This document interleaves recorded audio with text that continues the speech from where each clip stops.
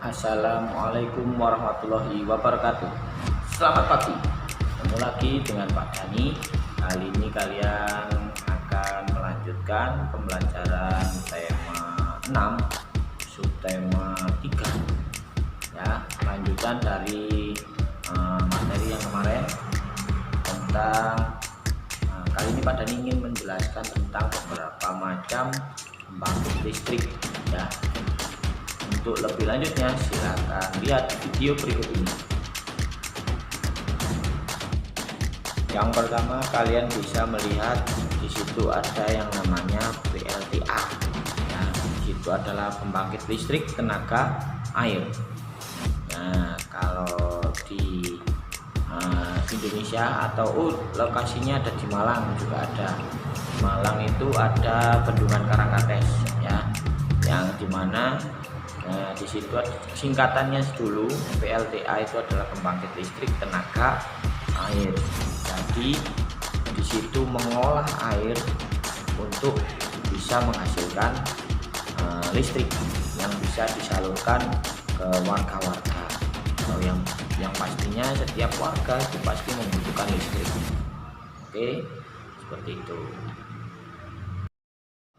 Dan selanjutnya kalian bisa lihat di situ ada gambar yang banyak cerobong-cerobongnya ya. Di situ itu adalah lokasinya kurang lebih di Paiton, di situ Bondo ya kalau nggak salah tepatnya. Nah, di situ adalah PLTU, pembangkit listrik tenaga uap, dimana di situ menggunakan generator atau apa ya namanya, dinamo.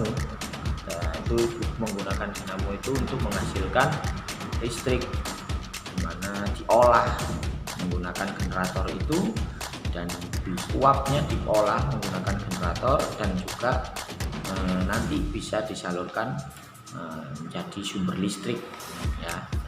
Seperti itu lokasinya. Kalau kalian pernah ke Bali, pasti kalau lewat darat, kecuali lewat pesawat nggak bisa.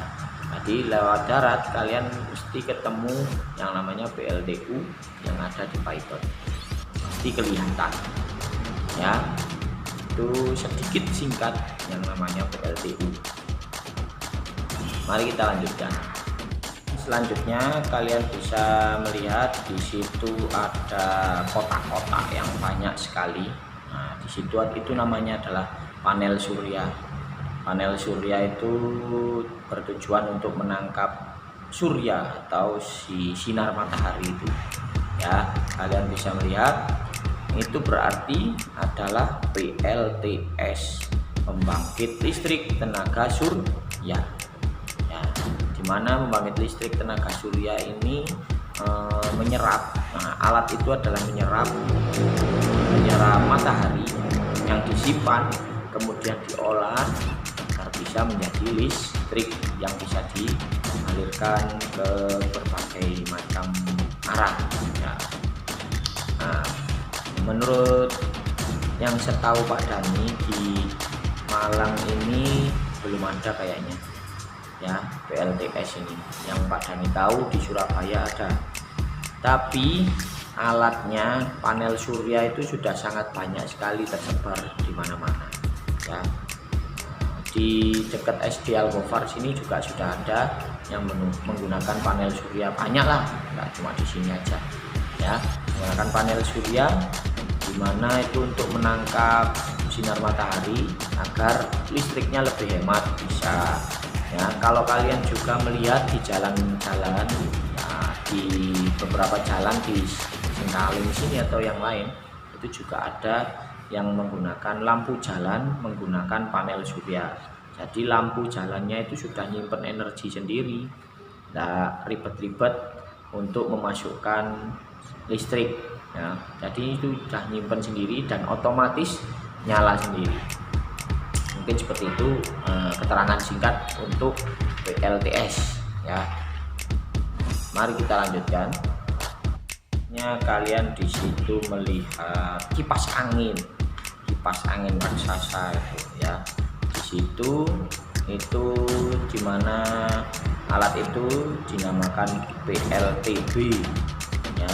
Di situ artinya adalah pembangkit listrik tenaga kayu atau angin ya, mana memanfaatkan angin guna memutar kincir-kincirnya itu atau kipasnya itu ya, memutar kipasnya ke generator lagi atau dinamo lagi untuk menghasilkan listrik. Kalau tidak salah itu lokasinya di Sulawesi kalau nggak salah ya, lokasinya ada di Sulawesi, dan itu adalah salah satu PLTB terbesar di Asia, punya Indonesia, harus bangga kita ya. Di Asia nomor terbesar itu yang ada di Sulawesi, Sidrap kalau nggak salah, daerahnya daerah Sidrap, Sulawesi ya. Itu adalah keterangan singkat ya tentang PLTB. Oh ya, nggak lupa lagi sebelum itu nanti di sini kan ada PLTB yang ada di dunia ini yang paling terkenal adalah di negara Belanda, yaitu negara yang sampai saat ini juga masih disebut negara kincir angin. Di sana semua rata-rata menggunakan sumber listrik dari kincir angin ini ya, walaupun ya tetap ada yang lain-lain yang membagi listrik tenaga surya, tenaga air, tenaga uap, ada semua ya. Itu mungkin keterangan singkat dari Pak Dhani tentang PLTB. Mari kita lanjutkan. Di situ kalian bisa melihat ada beberapa soal ya, yang nanti silakan kalian kerjakan dan mencari potongan-potongan kalimat yang ada di dalam kotak-kotak tersebut. Kalian bisa mencari macam-macamnya. Silakan langsung nanti kerjakan di buku cetaknya tersebut. Oke, boleh minta bantuan, boleh tidak, usahakan tidak. Oke. Nah, coba kalian lihat di LKS halaman 40 ya.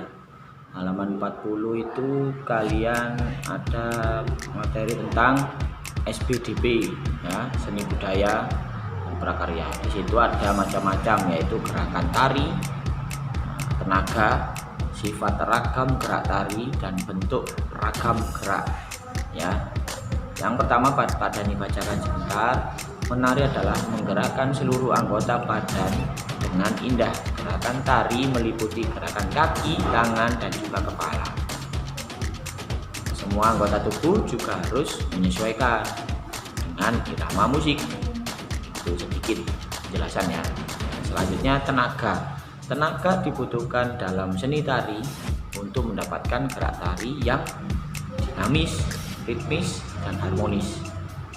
Ya, tanpa gerakan bertenaga sempurna tidak bisa dihasilkan ya.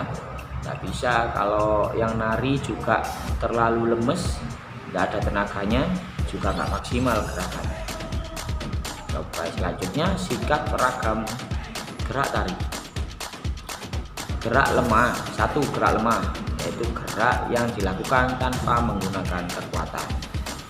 Nah, nomor dua, gerak lembut, yaitu gerak yang dilakukan mengalir seperti air, bukan beliut-beliut ya. Dan selanjutnya nomor tiga, gerak kasar, yaitu gerak yang dilakukan dengan menggunakan otot yang kuat, seperti gerakan menghentakkan kaki. Di dalam gerakan tari bisa banyak macamnya ya kan.